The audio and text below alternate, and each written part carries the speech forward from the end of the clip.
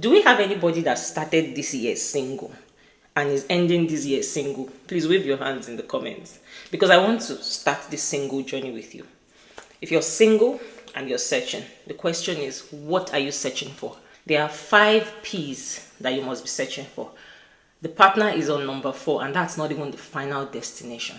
The first P is your personality. Who am I?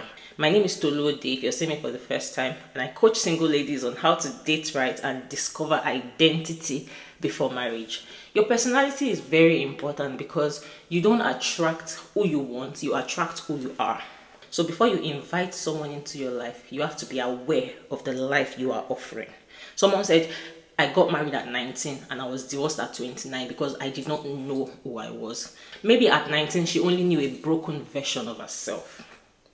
That's why I said you don't attract who you want, you attract who you are. I told you if Joseph had remained in Potiphar's house as a slave, he probably would have attracted a fellow slave girl, a fellow servant in the house. But because he was in the palace, it was a princess that he got married to. So you have to become before you even behold.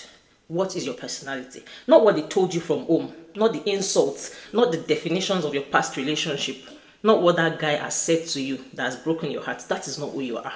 Your personality borders on your character, your values. What do people compliment you for? What do people complain most about you? I have a template for this, and I'll share with you towards the end of today's message, because we are not just talking. We need practical examples. If you don't know your personality, one scripture I would like to recommend to you is Ecclesiastes 9 verse 10.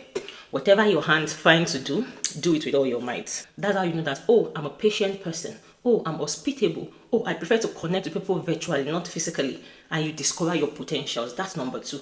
The second thing you are searching for is your potentials. What am I capable of becoming? Your potentials are the possibilities that exist within your reality. They are the things you can become. Your potential is not your greatness. I always say everybody has potential. There is something you can do. Oh, I can braid it. I made my braids, last night.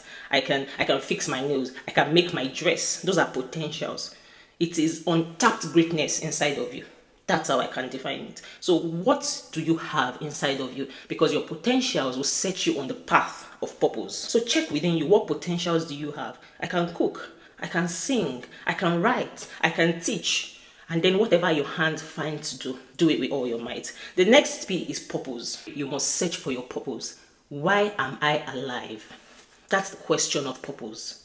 Why am I on earth? What do I exist for? You can know your potentials, you can know your personality, but where God comes into the equation is with purpose. This one requires an encounter, because you cannot know your purpose until you know your creator. This is the P that you find when you search for God. Ephesians chapter 2 verse 10. For we are God's masterpiece, created through Christ for good works that he beforehand created. So your purpose is born out of intimacy.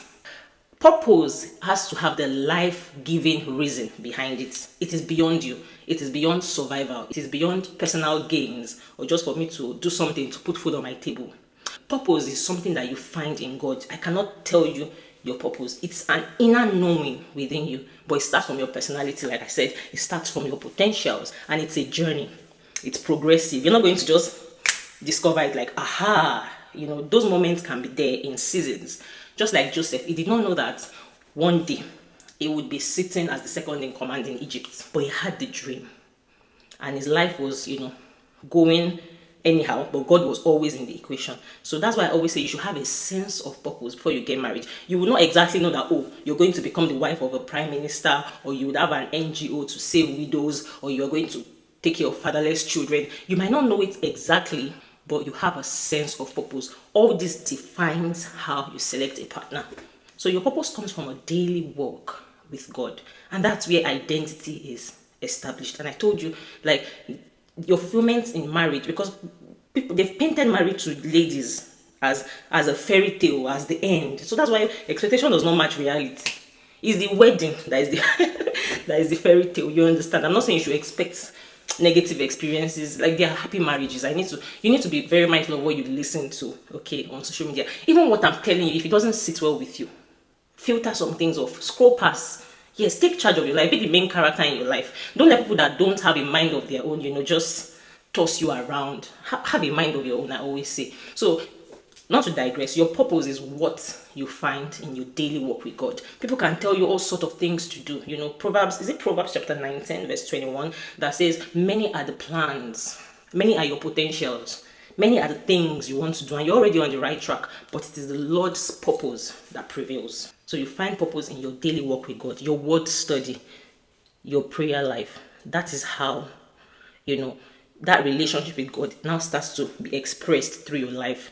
And most of the things that will set you apart in life are the things that happens within you. This is how you will learn conviction.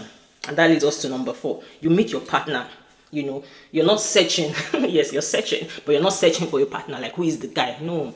As a woman, you're just glowing. You're glowing in your light. You're shining as yourself, as you should be. And then we already know the drill when it comes to a partner now. Do not marry a guy that gambles. Do not marry a guy that does this. We already hear these things every day. We know how to spot the red flags. But when it comes to partner, I'll just say that your partner is not just someone that buys you flowers or someone that just falls in love with you. It is compatibility over chemistry. So your partner is someone that respects your personality, number 1. It supports your potentials and it aligns with your purpose. Can you see all the things, the pillars that defines your choice of a partner? Maximize your choice, but you only maximize your choice based on what you know, based on your level of transformation. Write it in the comment section if you're watching at this point. My choices will not bring me regret. I, Tolulope Odi, that's my name.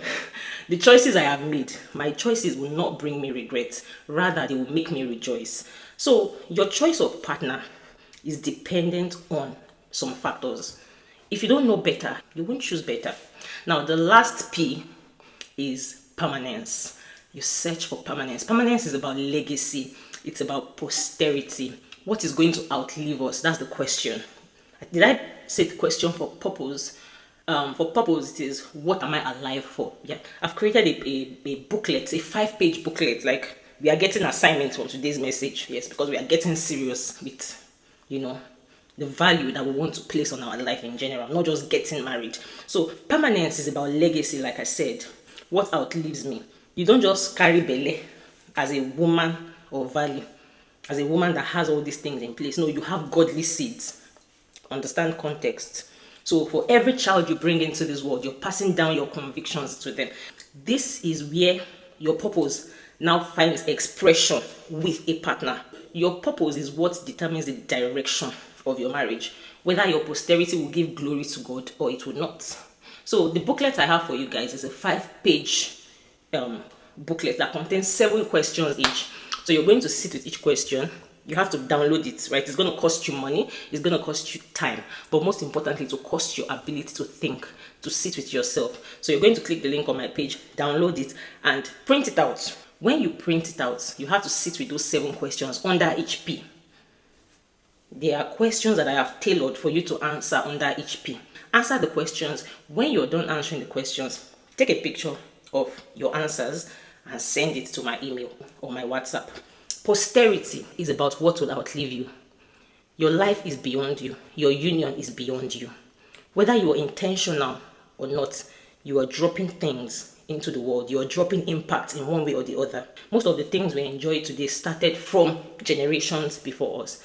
Joseph was not just a ruler just because, yes, I'm a ruler in Egypt. God saw ahead. God knew that the Israelites would experience famine. God knew that they would need redemption, they would need deliverance. God knew that there would be a season of abundance and a season of nothing.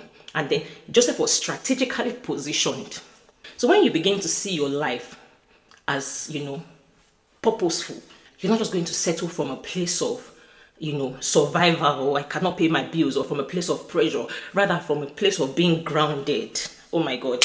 There is nothing as beautiful as, companionship from a place of stability, not survival. Because by the time you can pay your bills, the guy will start to irritate you.